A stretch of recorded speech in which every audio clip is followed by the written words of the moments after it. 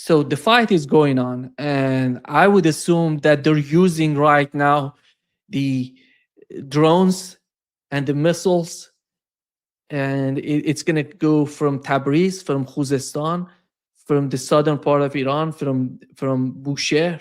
They're going to hit. They're going to fire some missiles at Israel. Let's see if the assessment on the part of Iran, and if they perceive that, if they understand that Israel is participating or somehow cooperating with the United States with these attacks, which I doubt it, because so far the United States has said we're going to do it without Israel. One of the reasons, not only because they want to control the whole operation, on the other hand, they want to be sure that Iran is not attacking Israel. As I've said, in the Ben Gurion air base, they're gonna hit, if they attack Israel, they're gonna hit a lot of those weapons and fighter jets or maybe refueling tankers in the Ben Gurion. That's the problem there in Israel, and we don't know the situation there. And if the perception on the part of Iranian is all about the United States using its fighter jets, then they're gonna attack. It depends on who's participating, who's helping, who's cooperating. Is Saudi Arabia there helping them? I doubt it. Qatar, I think they're not going to be part of this. I don't know about the UAE. I really doubt UAE would participate. So basically, when we see the using the HIMARS in Kuwait and Bahrain, so basically it's going to be Jordan, Kuwait, and Bahrain if Iran decides to respond. So far, the reports show, yeah, here is the new footage, shows that the air defense system in Tehran is activated. And let me bring the footage here.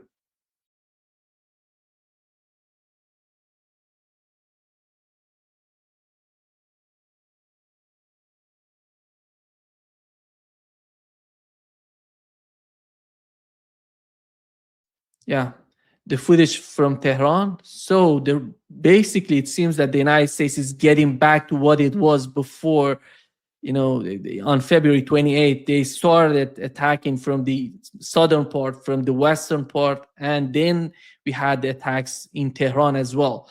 So if the fighter jets are getting there to Tehran, it means that the situation is somehow changing. It's getting back to what it was before. Let me just bring this down.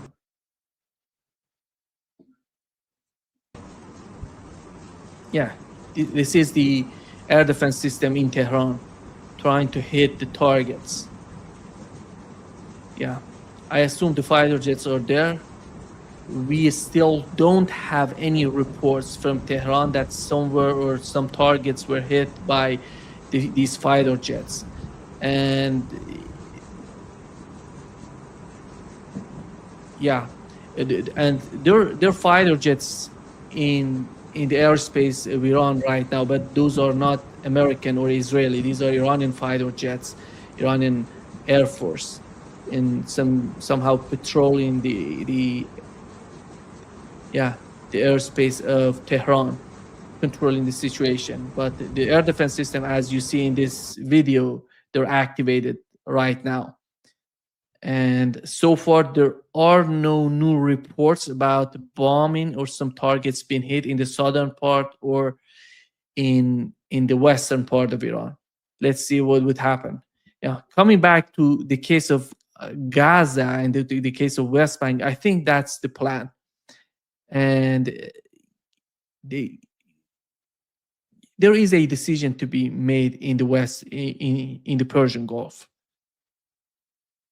Are these countries are they going to continue with the United States and these sort of policies? Because these tankers, today, the tanker was not, they said it didn't belong to GCC countries, but we know on Tuesday, all of those tankers that were hit by Iranian forces in the southern part of the Strait of Hormuz were all, they belong to Saudi Arabia, Qatar, and UAE. Are they still cooperating with the United States to use that route? So the route is just right now, Iran is mining that route. So what else can they do to help the United States? I don't know how the United States is going to force them. Are they going to send these tankers to these mined areas? No, that's insanity. That's not going to happen. So physically, Iran is forcing the United States to decide about, are they going to, do they really want to continue the war? My understanding is Iran is prepared for that. And if the moment they said that they're going to close the Strait of Hormuz, it means to me that they are prepared for all-out war with the United States. And they know that. So this is the situation. I'm trying to, to see what's going on right now. There is no reports.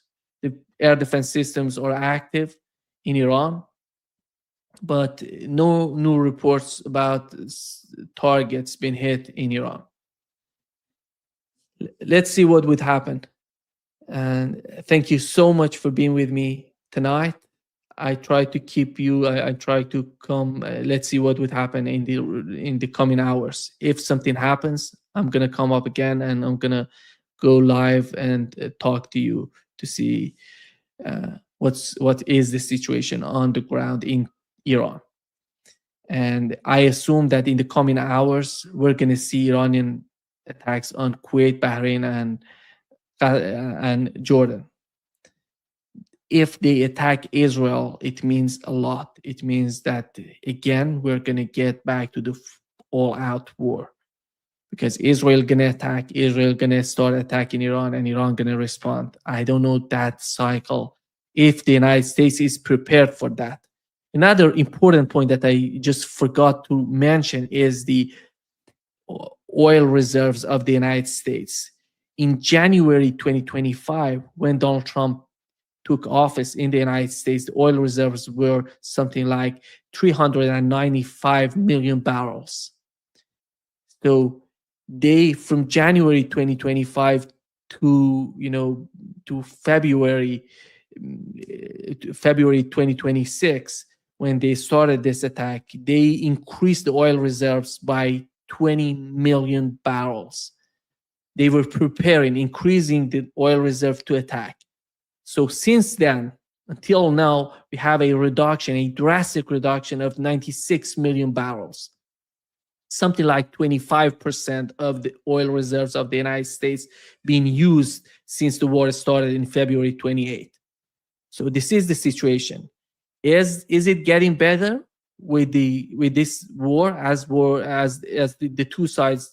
If the two sides decide to attack each other this way, that means no outcome for the oil reserves of the United States. They're not going to get better, and they have to use that. They have to use that to balance the market, the oil market. That is a huge factor in the calculation on the part of Donald Trump. The other point is the midterm election. They're getting close, and the two coming together put a lot of pressure on Donald Trump. That could be a positive point to put an end to this war, or somehow bring that to some sort of sanity. Because my understanding is Donald Trump, right after the midterm election, it doesn't matter what's going on right now until the midterm election in November, December, let's see. And right after the midterm election, the United States is going to get back to war. They're going to get back and hit Iran.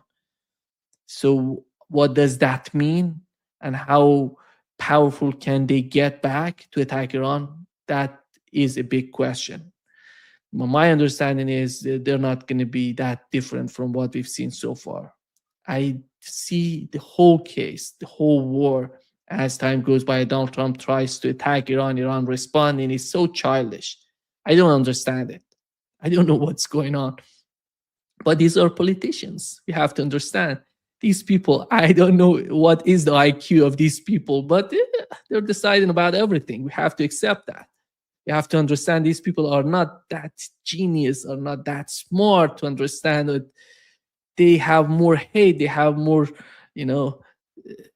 this childish sort of behavior than, to be smart, to be strategic. If he was strategic, if he was thinking strategically, he would have never attacked Iran in the first place.